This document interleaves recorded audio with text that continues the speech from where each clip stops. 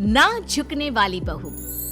करिश्मा के ससुराल वालों को वैसे तो करिश्मा से कोई परेशानी नहीं थी, क्योंकि उसमें कोई बुरी आदत नहीं थी। लेकिन एक आदत थी जो अच्छी नहीं थी, और वो ये थी कि करिश्मा कभी किसी की कोई बात नहीं मानती थी। लेकिन अगर उसे अपनी कोई बात मनवानी हो तो जिद पर अड़ जाती थी। करिश्मा का पति अविनाश और करिश्मा के सास ससुर सब इस बात से बहुत परेशान थे। अविनाश, मुझे कुछ शॉपिंग करनी थी, आज शाम को जल्दी फ्री होकर घर आ जाना। करिश्मा, इस वक्त मेरे पास बहुत काम है। हम शॉपिंग के लिए अगले हफ्ते चलते हैं। नहीं, मुझे आज ही शॉपिंग के लिए जाना है, मतलब जाना है। करिश्मा, मैंने कहा ना, मेरे पास ऑफिस का बहुत काम है, मैं नहीं चल पाऊंगा। मैं कुछ नहीं जानती, अगर आप मेरे साथ शॉपिंग करने के लिए नहीं गए तो मैं अपनी मायके चली जाऊंगी। और तुम्हारी मम्मी की तबीयत पहले से ही खराब है, सोच लो कौन ध्यान रखेगा उनका। अरे बेटा, तुम कभी तो अपने पति की बात सुन लिया करो।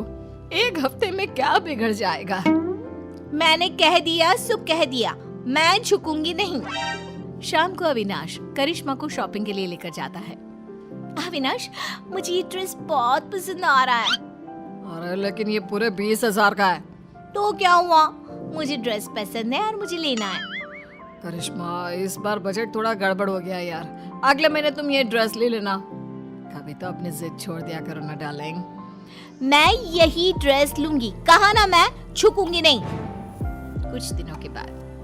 करिश्मा बेटा, अविनाश के मामा जी हमारे घर आ रहे हैं। देखो, हमारे सामने तो तुम कैसे भी कपड़े पहन लेती हो, लेकिन उनके सामने बस एक दिन की बात, बेटा साड़ी पहन लेना। हाँ?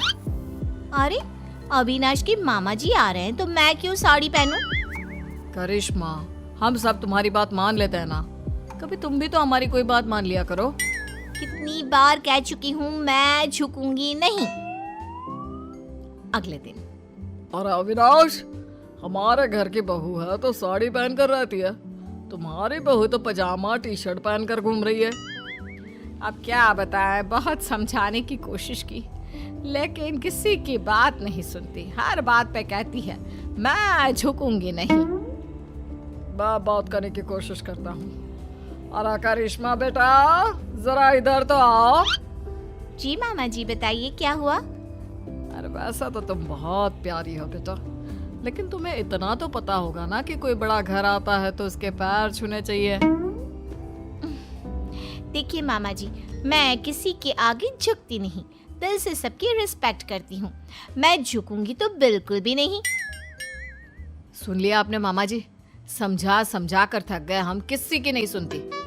कुछ दिनों के बाद। मम्मी जी, आज मेरी सहेली ने मुझे किसी जरूरी काम से बुलाया था, तो आज अविनाश के लिए खाना आप बना देना।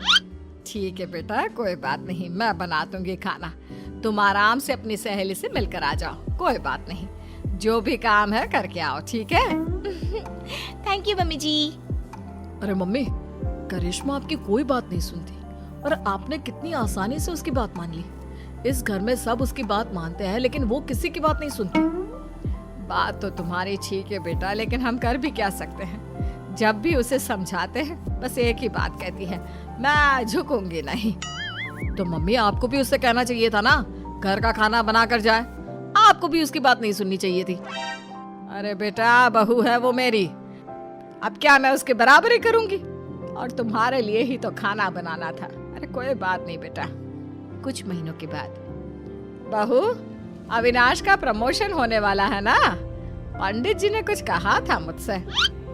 क्या कहा था मम्मी जी? और पंडित जी कह रहे थे कि अविनाश की पत्नी 4 सोमवार का व्रत रखे, इस बार उसका प्रमोशन पक्का है।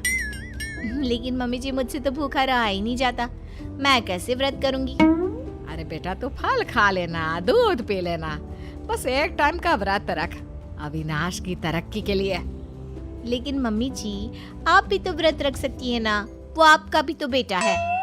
अरे समझने की कोशिश करो बहू, पंडित जी ने तुम्हें ही व्रत रखने के लिए कहा है, वरना मैं तो कब का कर लेती। नहीं मम्मी जी, मैं आपकी बात मानने को तैयार नहीं हूँ। अरे बेटा, कभी कोई बात सुन भी लिया करो, तुम तो कोई बात नहीं मानती मेरी। मम्मी जी, मैंने कह दिया ना कि मैं व्रत नहीं करूंगी तो नहीं करूंगी। कह तो चुकी हूँ कई बार कि मैं झुकूंगी नहीं। करिश्मा अपने परिवार में किसी की कोई बात नहीं सुनती। वो किसी की बात सुनकर उसे मानने के लिए तैयार ही नहीं होती। कुछ दिनों के बाद करिश्मा अपने पति अविनाश के साथ घूमने जाने का प्लान बनाती है। मम्मी जी, मैं और अविनाश 2 दिन के लिए बाहर घूमने जा रहे हैं। आपको कोई ऐतराज तो नहीं है ना?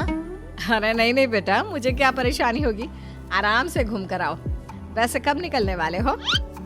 मम्मी, मैं तो करिश्मा से कह रहा था कि सुबह के वक्त निकलते हैं ताकि शाम होते होते पहुंच जाए। नहीं, मुझे रात को ट्रैवल करने में बहुत मजा आता है और अब तो हम रात को ही जाएंगे। लेकिन बेटा, खुद की गाड़ी से रात के वक्त ट्रैवल करना खतरनाक हो सकता है। क्या फायदा, दिन में चली जाओ। वही तो मैं कह रहा हूँ मम्मी, लेकिन ये सुनती ही नहीं। मैंने कहा ना, मुझे सिर्फ रात में ही ट्रैवल करना है और गाड़ी भी तुम ही चलाओगे। बेटा, इस बार तो तुम्हें ये बात माननी ही होगी। ये तुम्हारी सुरक्षा का सवाल है। मैंने कह दिया ना, हम रात में ही जाएंगे और मैं इस बात के लिए झुकूंगी नहीं। करिश्मा की जिद के आगे अविनाश की एक नहीं चलती और वो दोनों रात को गाड़ी लेकर शहर से बाहर जाने के लिए निकलते हैं। रास्ते में अविनाश की गाड़ी खराब हो जाती है। तभी वहां पर 4-5 गुंडे पहुंच जाते हैं। इतनी रात को बेबी को लेकर कहाँ टहलने निकले हैं भाई साहब?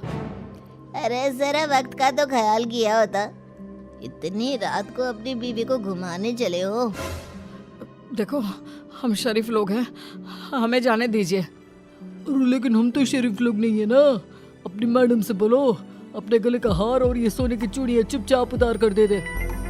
मैं तुम्हें कुछ नहीं देने वाली, जाओ यहाँ से। आए बड़ी चूड़ियां लेने वाले।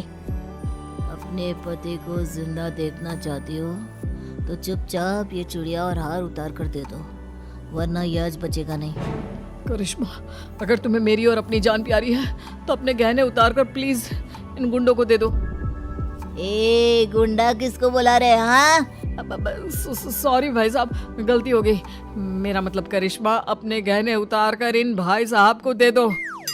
मैं अपने गहने किसी को नहीं दूंगी। दूसरा गुंडा चाकू निकालकर अविनाश के गले पर रख देता है। अब भी नहीं दोगी तो तुम्हारे पति की गर्दन धड़ से अलग हो जाएगी, सोच लो। अरे ऐसे कैसे तुम्हारे कहने से कुछ हो जाएगा? मैंने कह दिया सो कह दिया। मैं अपने गहने नहीं देने वाली।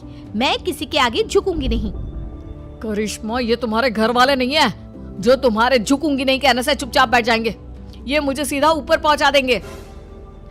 लेकिन अगर मैंने इन लोगों की बात मान ली तो मैं झुक जाऊंगी ना। अरे तो क्या परेशानी है? तुम्हारे झुकने से अगर मैं जिंदगी भर सीधा खड़ा रह सकता हूँ तो क्या प्रॉब्लम है? दे दो अपने गहने। करिश्मा रोते हुए अपने गहने उतार कर उन गुंडों को दे देती है। गुंडे गहने लेकर वहां से भाग जाते हैं। करिश्मा और अविनाश वापस अपने घर पहुंचते हैं। अरे बेटा, क्या हुआ? तुम ऐसी हालत में, और करिश्मा तुम्हारे सारे गहने कहाँ हैं? मम्मी, आपका बेटा जिंदा दिख रहा है, ये कम है क्या? गहनों की छोड़ो, ये पूछो कि मैं जिंदा कैसे बच गया। अरे कैसी बात कर रहे हो अविनाश, जरा सोच समझ कर बोलो। मम्मी, आपकी ये झुकूंगी नहीं वाली बहू आज मेरी गर्दन कटवा देती अपने ना झुकने की आदत के चलते। क्या बात है करिश्मा, तुम मुझे सारी बात साफ साफ बताओ। करिश्मा अपने और अविनाश के साथ हुआ सारा किस्सा अपनी सास को सुनाती है। बहू, घर में तो तुम हमारी कोई बात मानती नहीं, सुनती नहीं, लेकिन तुमने गुंडों के सामने भी अपनी जिद चलाई। कमाल कर दिया भाई। तो क्या करती मम्मी जी, वो मेरे गहने छीन रहे थे ना। और गहने नहीं देती तो वो तुम्हारा पति छीन लेते, उसका क्या? लेकिन मैं उनकी बात कैसे मान लेती? मैं कैसे झुक जाती?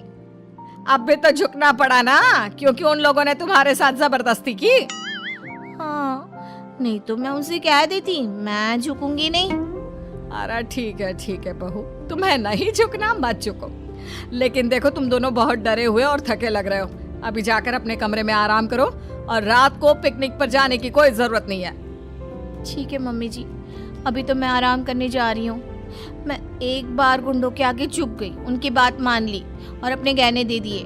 लेकिन याद रखिएगा, इस घर की 4 दीवारी के अंदर तो मैं कभी भी, मेरा मतलब कभी भी मैं झुकूंगी नहीं।